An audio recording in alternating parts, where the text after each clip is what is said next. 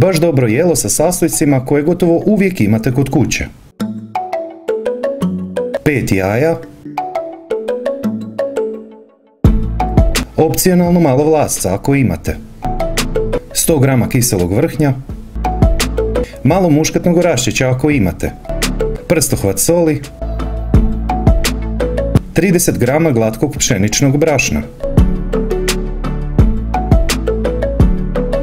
lim 30 x 20 cm premažite s malo maslaca i posipajte sa brašnom. Višak brašna maknite, to jest otresite. Stavite u prethodno zagrijanu pećnicu na 160 stupnjeva s uključenim ventilatorom na vrući zrak.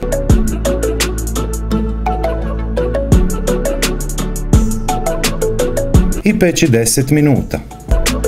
A za to vrijeme malo ulja, domaća panceta, slanina ili šunka. Ja sam koristio šunku, oko 100 grama.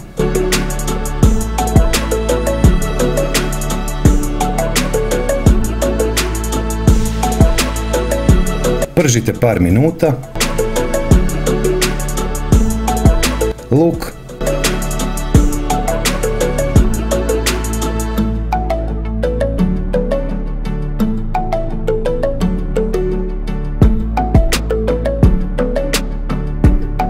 Pet, 6 minuta.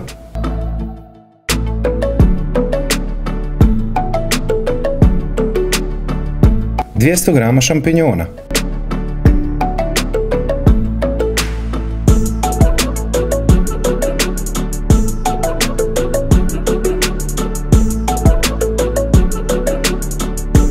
Dvije do 3 minute.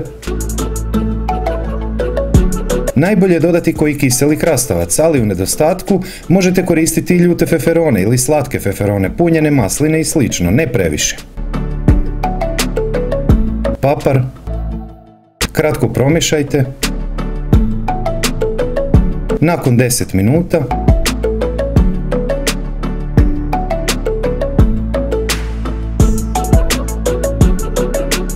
sto grama sira, isto toliko mozzarele.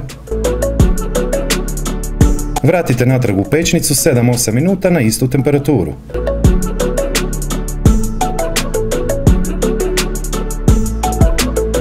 Ispod svakog mog videa je pisani recept, popis sastojaka, postupak i savjeti koji eventualno nisu stali u video, ali i preporuke za brojna brza jela koje bi volio da probate.